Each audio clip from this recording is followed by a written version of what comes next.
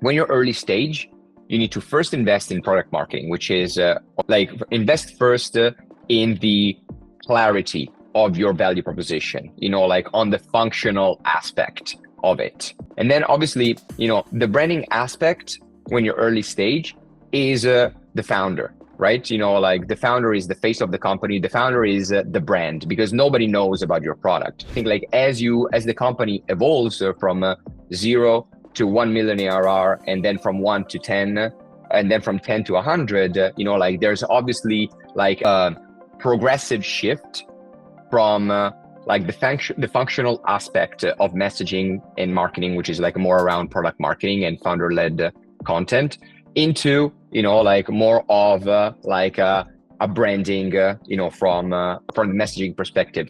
If you create a new category, then you need to educate the customers or your prospects about not just the category itself, but about a new way of thinking about something that they already had opinions on. People go to market, they rush into creating content, they rush into creating websites, they rush into creating advertising and campaigns with what's I call a diluted messaging, which is not clear.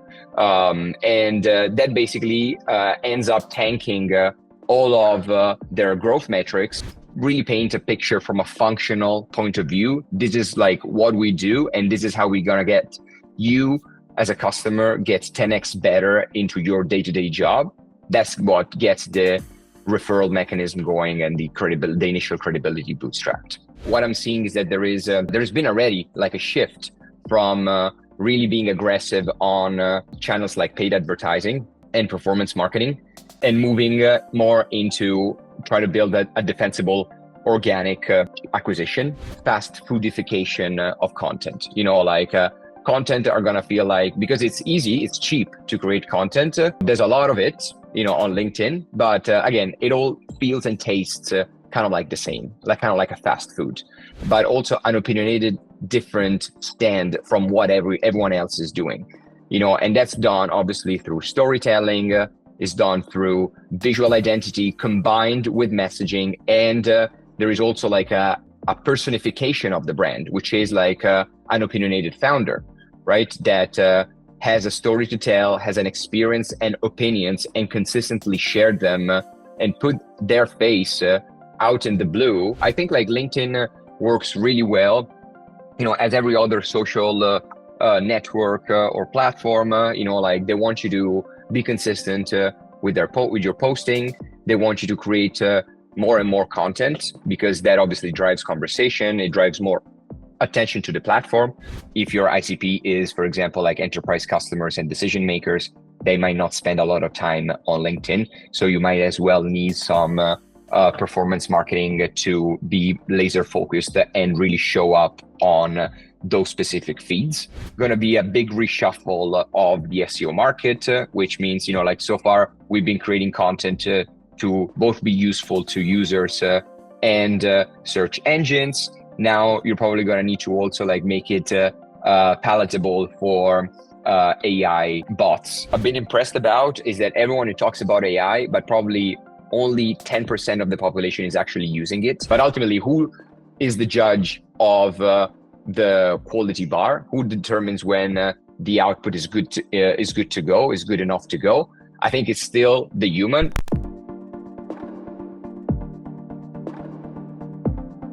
So my first question would be, if there's a startup who's just starting off with their GTM motion, and they're thinking about the strategy, and they're thinking about where to invest and where not to invest. So what advice would you give in terms of priority? Okay, focus on this, and then the next things, and the next thing. Can you please go on?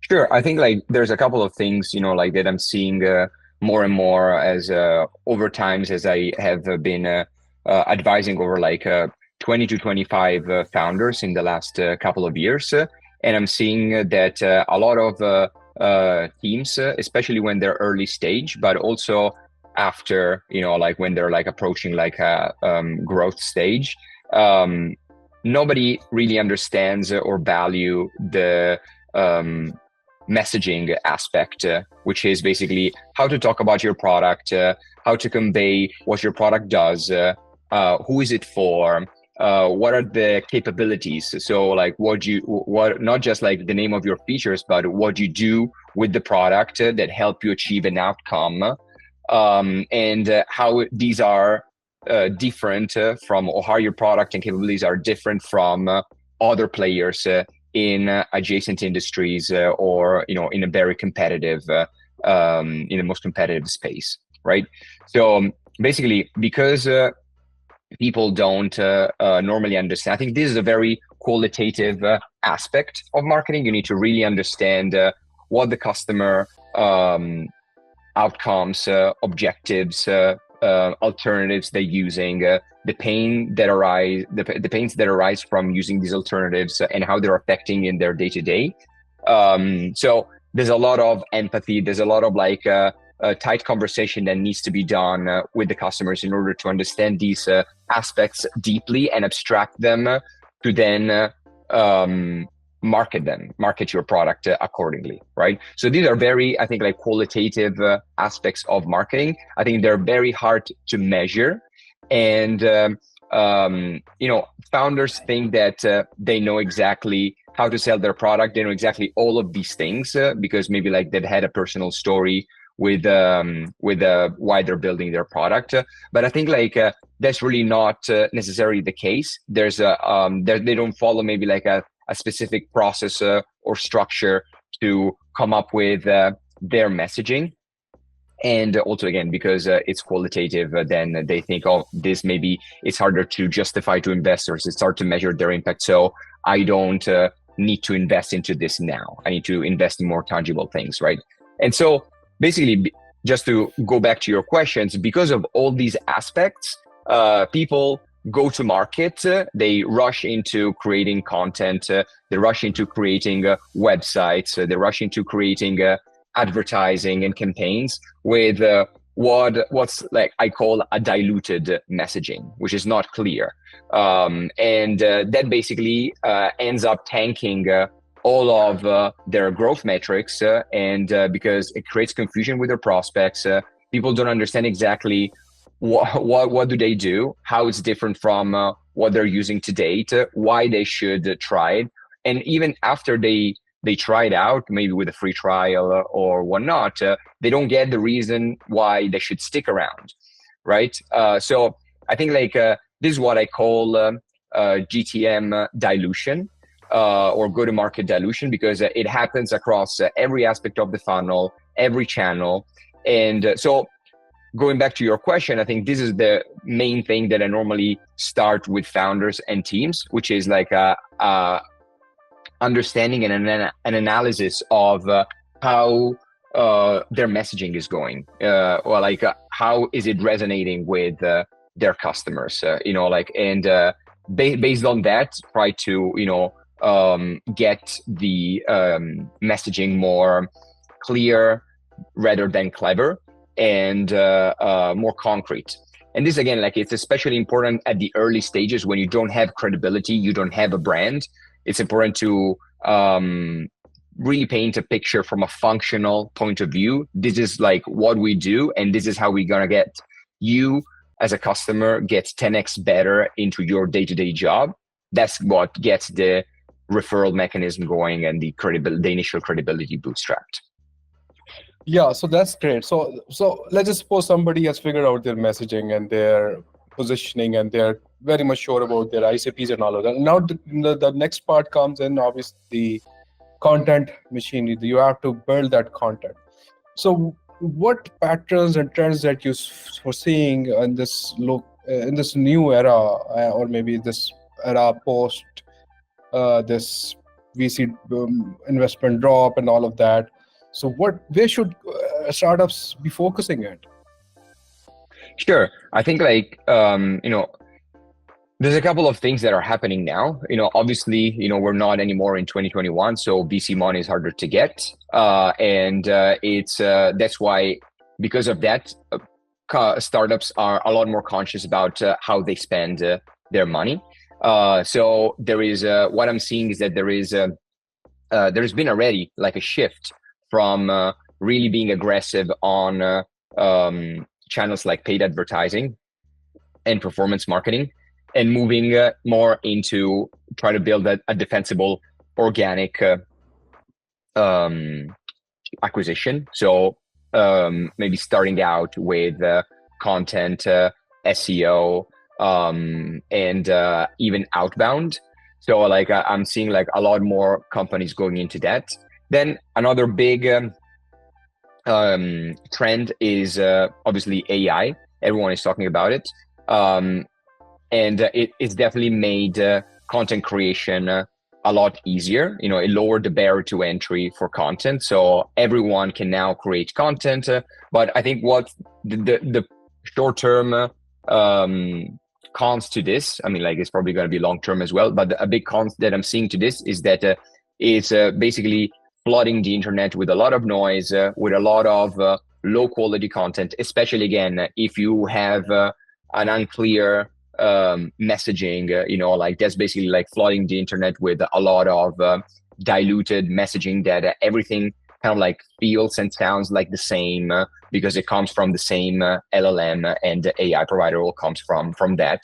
There's no value added, there's no human in the loop, and there's no curation of an AI output in terms of content. And that's what's happening, like for most companies, which again, like is creating what I call the fast foodification of content. Content are gonna feel like, because it's easy, it's cheap to create content. There's a lot of it, on LinkedIn, but again, it all feels and tastes kind of like the same, like kind of like a fast food. But ultimately, yes, it is easy to create this type of brand these days, but it means that because there's so much more of it, in terms of amount of content out there, and because everything kind of like feels and tastes kind of like the same, it's going to be so much harder to stand out, right? And to be differentiated. That's why I think, again, you don't need just like a clear messaging. Is something that a clear, thought through and targeted messaging that is resonates not for everyone, but for one or two of your ideal customer profile. That's gonna get you already 50% to stand out. But if you want to really like stand out for what's the missing half is what I call like a tasteful brand, which means, again, like it's something that you need to like combine both messaging, visual identity, consistency, but also an opinionated, different stand from what everyone else is doing. And that's done obviously through storytelling, is done through visual identity combined with messaging, and there is also like a personification of the brand, which is like an opinionated founder, right? That has a story to tell, has an experience and opinions, and consistently shared them and put their face out in the blue consistently again, and evangelize basically what they're doing, their brand, and all of that. Yeah, so just tell us more about this personal branding and evangelism on that respect. So what have you seen in terms of ROI, in terms of dividends, that this strategy has resulted into? Obviously, you've worked with many companies. So what examples can you share that can really help us understand, okay, this was the investment and this resulted into this much of an impact? Sure, absolutely. I mean, like I worked personally with seed stage B2B SaaS in the referral space late last year. And over 3 months, we basically set out to help the founder kick off their LinkedIn presence, right? So we basically worked together to set up really like a founder-led branding program or content program, where we were gonna be we picked like 3 to 5 pillars or topics to talk about that were worked back from again like the messaging strategy. So like first we went we did like a ground work, understanding, okay, this is the ICP, this is what they're trying to achieve, their outcomes, these are the alternatives, these are like the pain points that arise from using these alternatives that are generating these pain points, right? And working back from all of this, we crafted their messaging, which is their value proposition, the capabilities, so what they're doing, the benefits of using the capabilities, and why they're different from the alternatives. And on the back of that, we crafted 2 to 3 content pillars, again, which basically helped us understand, okay, how can we pound the rock and keep posting about these 2 to 3 focus topics that are very dear to our ICP, and how can we create, again, drive the awareness of these pain points, and then get the customers, or like the prospect, to be interested in buying basically the software that would have solved these problems, right? And so we did that groundwork. Then we obviously kept posting for about 3 to 4 times every week. We focus on both LinkedIn and X, but I think like the LinkedIn algorithm for the nature of their ICP, which were product managers and growth marketers in B2B SaaS scale-ups. LinkedIn worked a lot better for that. And we found out that basically in just over 2 months, we went viral 3 to 4 times just by posting consistently. Like some posts reached about 500 likes, counting, 10 to 20,000 impressions per posts. Overall, like we grew impression about 200% from compared to month on month consistently. And we also had like a self-reported how did you hear about us question in their book a demo form. And basically we found out at the end of our collaboration, just about 3 months in, that 1/3 of all their demos came from LinkedIn. So that's about like 35%. And I think it speaks for itself, the fact that 1/3 of the deal flow came from LinkedIn. But obviously LinkedIn is not just fairly easy to attribute in that sense, like if you do like self-reported attribution, but it drove so many also other conversations with it that happened within LinkedIn that then maybe led to more demos, right? But then obviously it drives more referrals and virality because people tag other colleagues into someone else's posts. Then you don't just become like the person that is selling their product, but you become like a trusted resource that is sharing interesting stuff, that is helping me leveling up my work, growing into my work, getting promoted faster. You're helping me in the career, and you're going to be a person that that come up in my mind. You're going to be top of mind when I think about X, which is that topic that you decide to talk about, right? So there's a lot of both tangible and intangible benefits, I think, to investing into these type of content programs. So this is very interesting, and I want to sort of like understand this better. So you have this LinkedIn algo where the organic reach is being killed right now. So they are dropping the reach very drastically. So the focus obviously is more towards, okay, let's just give us money, right?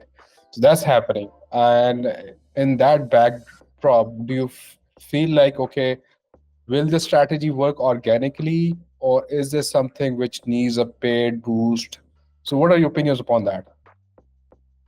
Sorry, you meant that this was completely organic, like everything Yeah. that I mentioned, right? So like I think like LinkedIn works really well, as every other social network or platform. Like they want you to be consistent with your posting. They want you to create more and more content, because that obviously drives conversation. It drives more attention to the platform.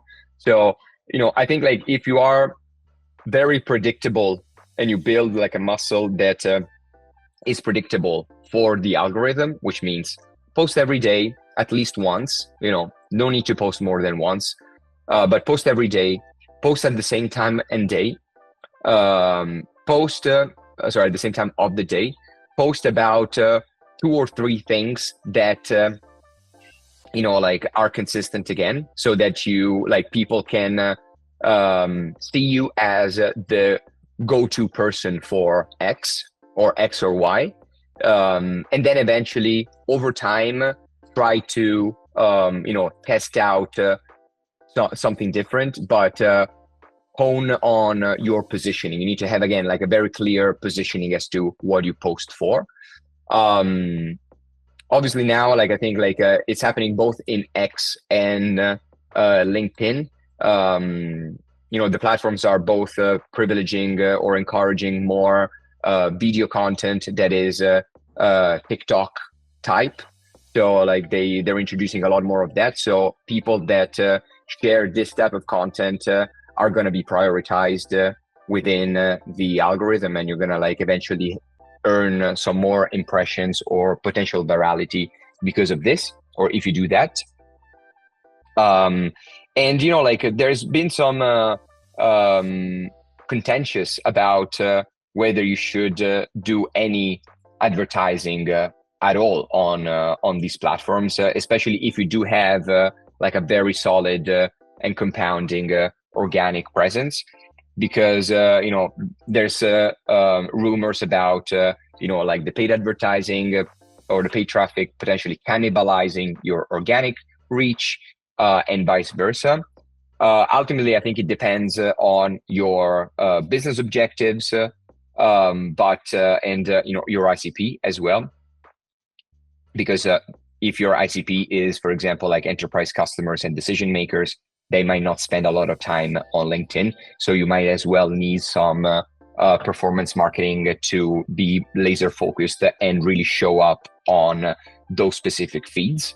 So there's like a bit of like contentious on that, but ultimately I think most people, if you do focus on honing your content quality and consistency over time, I think that can win over any type of performance marketing especially on LinkedIn. Okay, that's great. So, so you've talked about SEO, and obviously you've worked a lot in this domain. We've seen your experience with Fiverr also, and you talked about programmatic SEO also. And with this AI, with this lot of content, you talked about, okay, you need to bring in some kind of a flavor. But what's the future for SEO? Is it like dead, or is it like, okay, only do the paid PPC part and just forget about SEO? What are your thoughts about that? So there's a couple of things there. Obviously, AI has been changing a lot of things in the SEO realm. We're seeing now Google that is introducing what's called AI overviews. Now they've just landed in the UK, I've seen. So they're expanding from the States to Europe, and will probably most likely be expanded to the rest of the world, where basically Google is summarizing some, when you like search on Google some things, the AI overview will basically repackage will scan some of the websites and then give you a dedicated summarized answer similar to what you have on ChatGPT, right? And the effect of this is that people are gonna click less and less on websites on the Google search results and land less on website. They will stay more on the results page, right? Because that's where they get their answers from. In the same way, people are using less Google as a whole, but also asking a lot of these questions to a ChatGPT, right? So that means less searches overall on Google, and so that ultimately is already like decreasing potentially the number of searches altogether that are being done, and potentially decline the what's called the organic traffic to your website, right? In parallel, OpenAI also launched their new search engine, which I think like is going to be doing something similar to what Google AI Overview are doing. So all these things altogether could be shrinking the SEO market over time, and that's not going to be an overnight thing, like that's going to take like years, plus nobody knows exactly what these players are going to be doing.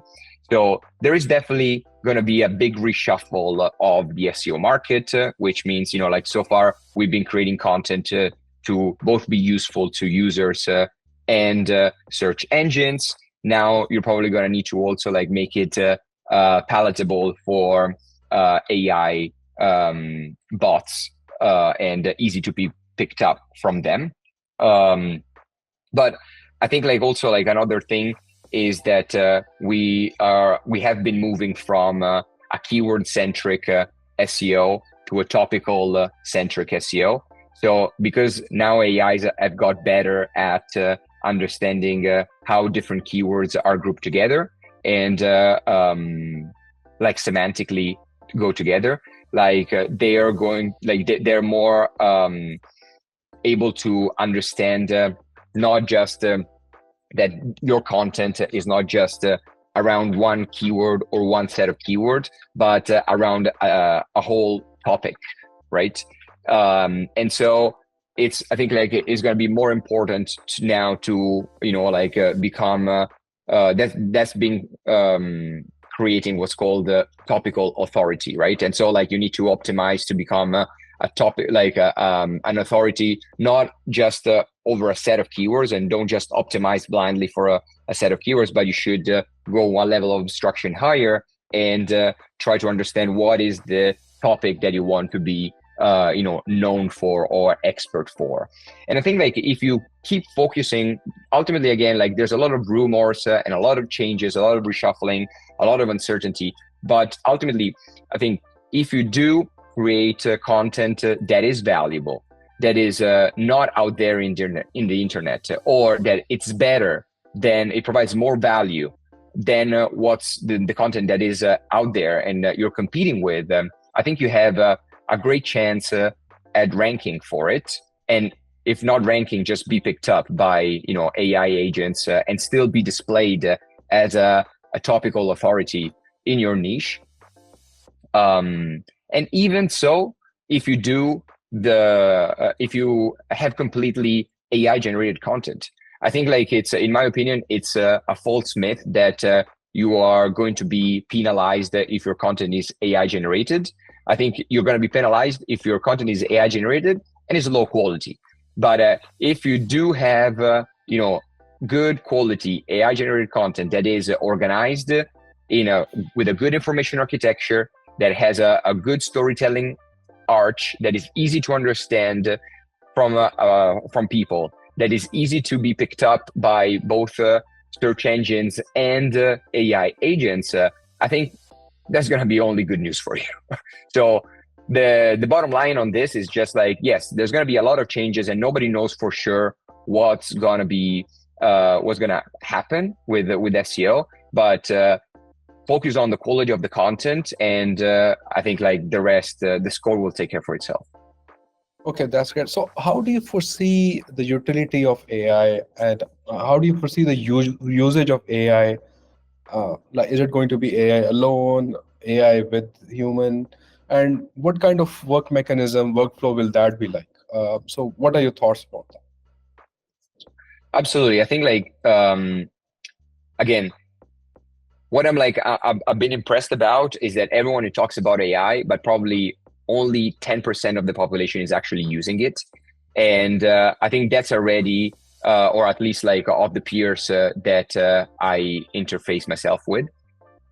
And so that's already, like a massive difference, right? Because, I think ultimately AI is good because it's a productivity tool. It's a technology that aims at extending your productivity. It slashes your time to output, and as a company, it can slash your time to market. It can give you a competitive advantage as a result because you do more in less time. But ultimately, you can do a lot more of bad things and get more bad results. But if you do that in a thoughtful way, then you can do a lot more and a lot better, in less time or in the same amount of time. So that's ultimately what I think like AI is great at. In my personal career as a solopreneur, serving like 4 to 5 clients every month, I decide to use AI in a lot of my workflows for creating content, creating landing pages, and it's a great way for me to deliver still really good services to my clients without me hiring a partner or an intern or an executive assistant. So this is ultimately what I think like AI is for. It's a partner it's a resource to do more with less, but you still need to be in the loop, as per now, at least. Like there's no such thing as run things on autopilot only. Especially the bigger the scale of your AI workflows, the more you're gonna need a human in the loop to check things out. Now, for example, I use it. I think like there is a it's a loop, right? Like you give the AI an input, the AI gives you an output, but then the person refines the output, and then you publish it, or like you push it again through the AI for another like 1 to 2 reviews until the thing is done. But ultimately, who is the judge of the quality bar? Who determines when the output is good to go, is good enough to go? I think it's still the human, and I urge everyone for you to be that judge, because the moment that you don't, then it becomes also scary, because you're basically letting a robot completely do your job, which means like where is your value added in the workflow, right? I don't think we're there, but I think like it's irresponsible for a person to just like get these like to not be in the loop within an AI powered workflow. So yeah, hope that makes sense.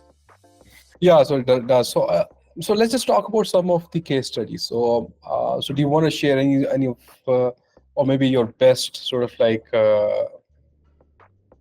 example of a success story recently that you worked with, and that can be very interesting and meaningful for the audience? Sure. An interesting case study that I worked recently for was Owner.com, which is a Series B marketing platform for restaurants in the US. Mm-hmm. So what they do is like they help restaurants or like small restaurants in the US with creating a website and then automate marketing, like think HubSpot and Shopify, but for together, but for restaurants, right?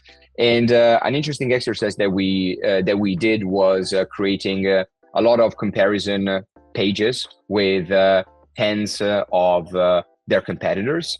So I first created like a big competitor analysis with about like ranging 17 competitors, and these are big names including Square, DoorDash, Uber Eats. Like we're talking like very large companies that have very established brands and a lot of organic traffic to their sites. So we firstly deeply analyzed their websites, value propositions, and product, and then we created basically in a spreadsheet. We packaged a lot of the information. We created like a comparison table where like we were basically distinguishing how Owner was different from each of these competitors, where was it better and where was it not better, right? So like we were very transparent in the comparison, and then we basically pushed all this like spreadsheet into Webflow landing pages. Webflow is like a CMS that we used to host their website, and that was done almost like programmatically. So the moment you changed like a data point within the spreadsheets, it would automatically refresh in the Webflow landing page. And so we did that, and we were surprised to register like a very a very rapid spike in organic traffic and deal flow, because basically a lot of people were searching already for these big brands, right? So we managed to piggyback off their organic traffic and almost steal some of their traffic and made it come to our site, because we gave a very good content, going back to what we were discussing before, very easy to digest comparison content that was answering a genuine question, which is like how Honor is different from DoorDash, how Honor is different from Uber Eats, right? So very simple question. We gave a very simple answer with a very easy to understand interface, very summarized, very concise, and that drove we scaled organic traffic in just 2 months. In organic traffic that is also qualified, because people that are searching for comparisons usually are people that are down in the funnel and are already like looking for alternatives. So they're looking for what's the best solution to help them achieve their goal or help them solve their problem. And so that was a very, very interesting use case. And now I'm receiving, as a result, a lot of other clients' inquiries to basically do the same thing for them, because again, especially when you are in a competitive and crowded market, these things are these assets or comparison pages are very important, and they really help drive that clarity of the messaging that we talked about before, the positioning, and and ultimately generate deal flow.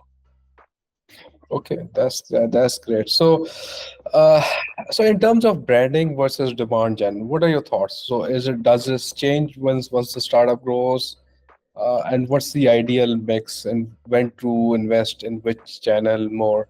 What are your thoughts about that? Yeah, I think that's a great question. I think when you're early stage, you need to first invest in product marketing, which is invest first in the clarity of your value proposition, on the functional aspect of it. Okay. And then obviously, the branding aspect when you're early stage is the founder, right? The founder is the face of the company. The founder is the brand, because nobody knows about your product. So you need the founder to go out there and evangelize through their story, through their personal experience about why people should care and listen and ultimately try out their product, right? So this is in the very early stage. So basically, product marketing, messaging, and founder-led content or brand, right? Then, at some point, you're going to reach product market fit, and you're gonna start getting a lot more, grow a lot more organically and get more deal flow. And then you raise your Series A, and then you start maybe, layering in slowly but surely. I think as the company evolves from 0 to 1 million ARR, and then from 1 to 10, and then from 10 to 100, there's obviously progressive shift from the functional aspect of messaging and marketing, which is more around product marketing and founder-led content, into more of a branding, from the product, from the messaging perspective. You're going from the functional aspect to the more squishy, visual, emotional aspect of branding, right? And that's when you start hearing keywords like all-in-one, all-in-one messaging tool, or connect everything, do anything, is more of a clever versus clear, type of messaging, right?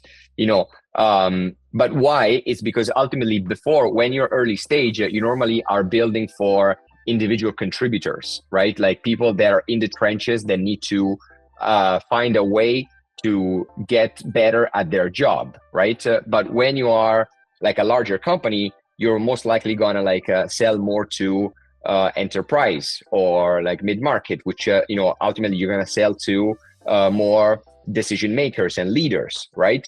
And these people react better to this type of emotional type of like messaging, because they don't need like a better way to get promoted or do better their job. All they do is like they manage teams, they run their budget. So I think like they respond better to, or it's easier to sell them with these type of like messages, right? And then that's when as you grow, you'll have more budget to spend, you have more growth, and that's when you invest more into like adding like a sales organization, or investing more in performance marketing or in branding campaigns, like stunts or something that is completely not necessarily super related with your product, and I think that's okay, as far as you basically keep in mind that you keep relevant to your ICP, and you balance things out with the emotional and the functional, because that's I think like a very hard challenge, as you grow, you basically lose focus on the functional aspects, and it becomes more of an ego game, a squishy squashy game, how are we just better than competitors, or how do we invest more in brand, let's just like do a podcast and let's throw all these things. But which again, it's probably still good to a certain point, because it does evangelize the brand, it does evangelize like it does build a relationship with your customers. But how do you balance that out with the functional aspect? I think like that's the hardest bit. Does this make sense? Yeah, 100%. So in terms of category creation, obviously, there's demand and you can capture it. But in terms of creating a new category, so what are your thoughts about that particular aspect of it? Sure. I think like it's a risky business, to create a new category. Ultimately, if you create a new category, then you need to educate the customers, or like your prospects, about not just the category itself, but about a new way of thinking about something that they already had opinions on, right? So it's much easier if I want to sell you, I don't know, an example could be, if I want to sell you, I don't know, a keyboard, right? I know exactly what, or like if I want to sell exactly like a touchless keyboard, right? I could call it in a completely different way, and I could market to you as a dial pad, or something like that. But it would then arise all questions like, what is a dial pad? What do I do with it? How does it work? Who is it for? Right? When would I use it? And then you will need to drive answers repeatedly in the market with the right people over a period of time, because people don't just learn the moment that you tell them. They need multiple touch points, right? And so it becomes a much longer and heavier investment for you to create a new category, anchor your customers to this new way of doing things, before you ultimately, see the results or actually capture a market share. Whereas, because ultimately, you're just gonna need to still get people from an existing category to listen to your new one, right? Instead, if you just introduce an incremental innovation in a new category, in an existing category, then it becomes much easier, because people already understand the answers to all of those questions that we just gone through. So I can just tell you, instead of a dial pad, I can just call it a keyboard without keys, or a touchless keyboard, right? So I'm already anchored mentally to what a keyboard is, I know exactly what it is for, where would I use it, how would it work, and all of that. So I think I think especially now, after we talked about before, there's the barriers to create a new startup and a new product are extremely low. So there's so much competition that's gonna only scale up. So there's so much noise then creating new categories now is gonna be an immense effort. So I always recommend try to anchor the customer into an existing category, basically. Okay, so that's awesome. So any tips? So obviously we talked about many SaaS startups, but any tips for agencies? So agencies are after certain ICPs and they're trying to solve some of those pain points. And so is that marketing different from a SaaS startup? What are your thoughts about that? I mean, it's still business, so we're all in the business of building relationships, providing a good experience to whoever we're selling to. I think that we're in the same business. You guys have an agency. I am a solopreneur, but I sell a service. That's the main difference, right? SaaS basically offers software, which is a productized service. We sell services that are aggregated by people, a group of people, right? Yeah. So I think there's in my experience as a service provider, over the last few years, I found that there's two things. There is the expertise and knowledge that you sell. In my case, I sell marketing services. And then there is also the service, which is how you deliver these actual knowledge and expertise to your client. And I think that's super important and super under indexed because it encompasses how your customer ultimately gets the service. How do they get impact from it?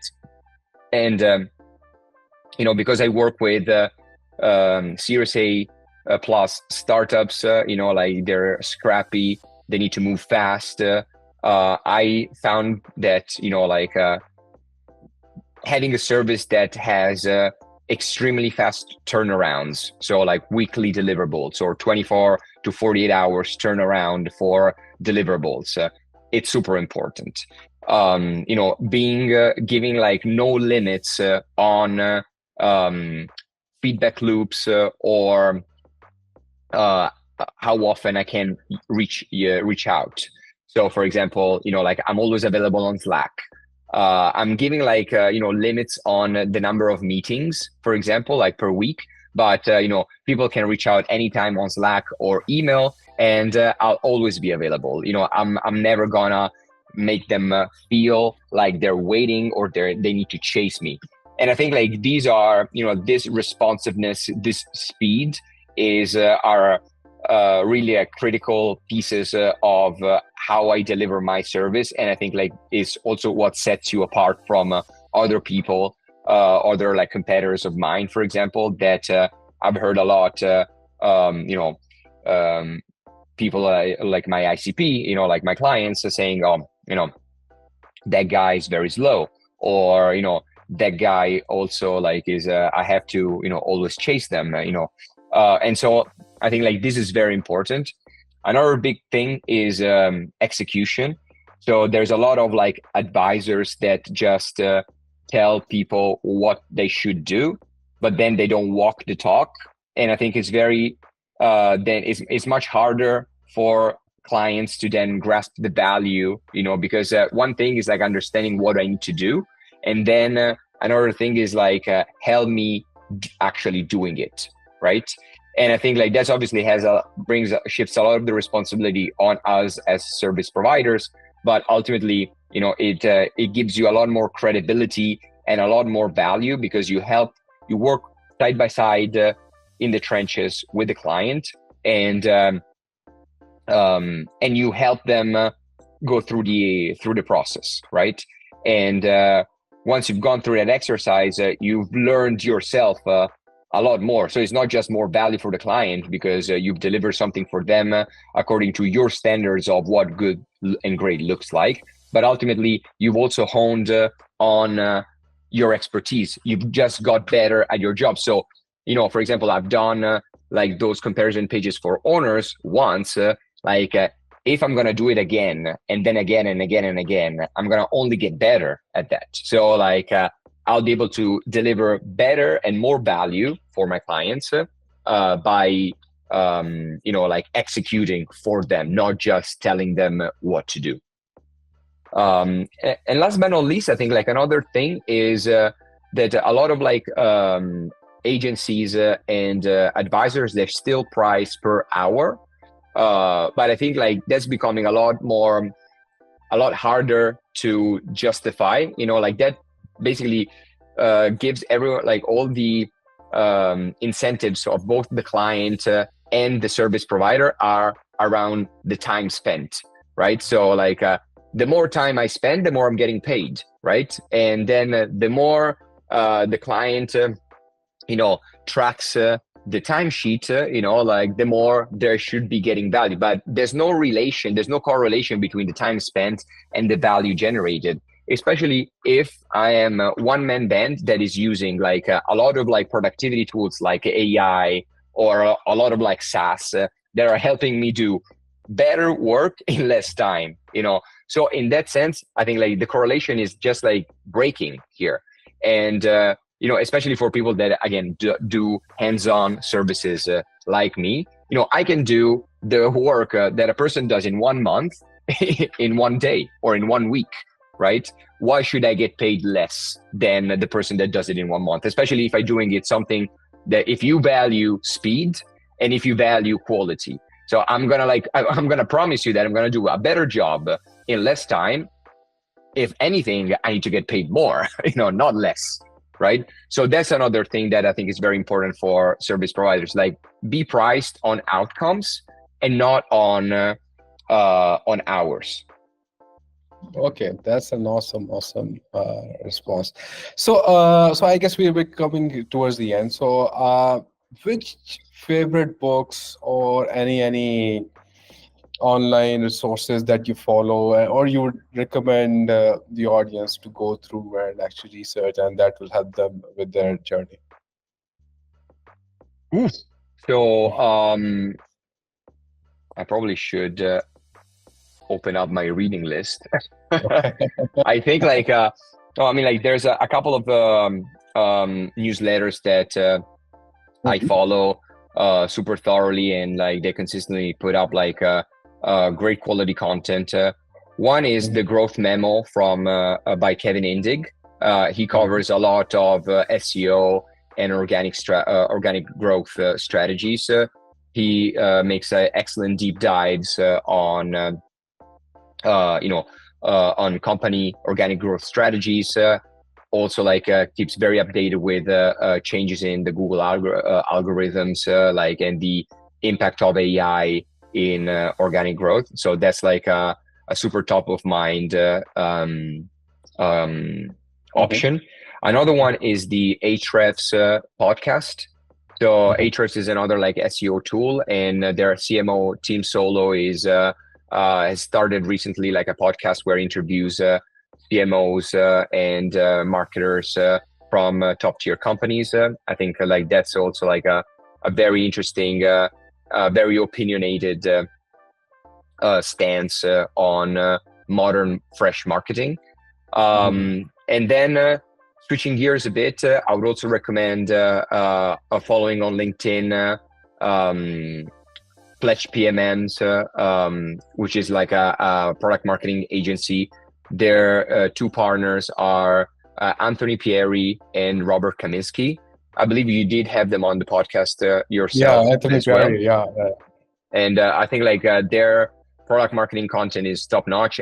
They taught me a lot on also all the things that I shared with you guys. They informed a lot of my opinions on modern messaging, clear, better than clever, and these type of like notions. I think their LinkedIn content is top notch, and I always, when I have like something that an aspect about that I need to like dig into or dig deeper into, I always go back to their frameworks. So again, that's another one to watch closely.